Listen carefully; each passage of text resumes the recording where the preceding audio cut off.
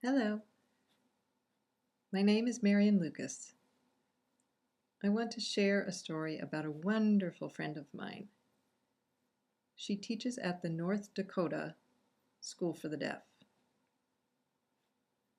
One night, after teaching a sign language class for parents, she got her paycheck and thought of me. She wanted me to go to the Newfoundland Deaf School, which had a drama education program. I had heard it was the best program from another friend of mine, Pat Graybill.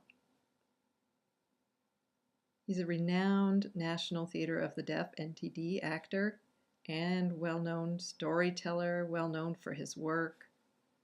He told me about the program, and then I told my friend in North Dakota.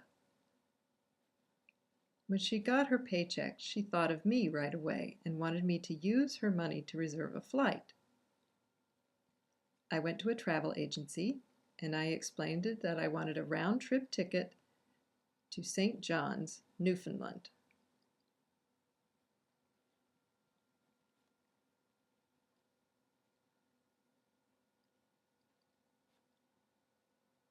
I purchased a ticket for $300.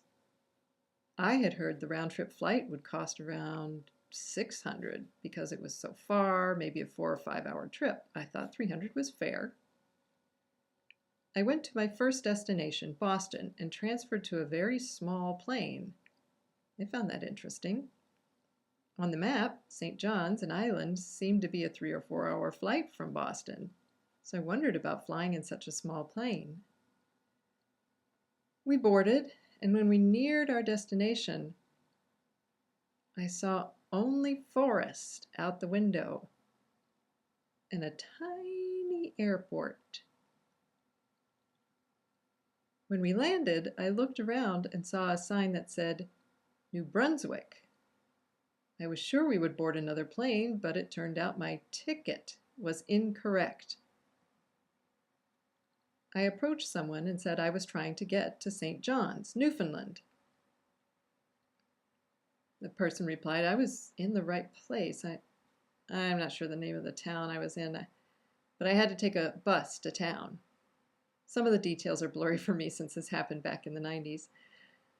I felt like something was wrong, like maybe my ticket was wrong, and it turned out I had the wrong itinerary.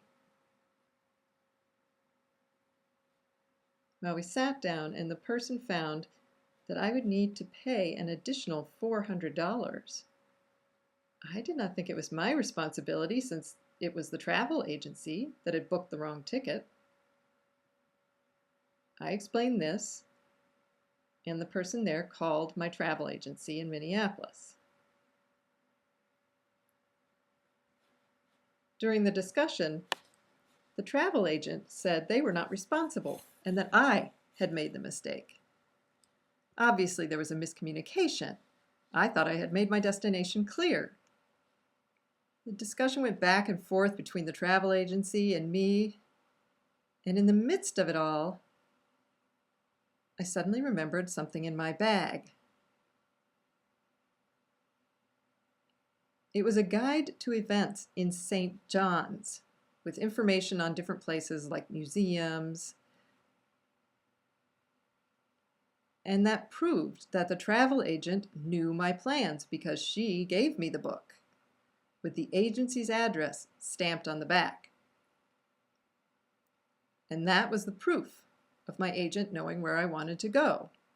I handed the book to the person helping me, and that person agreed with my point.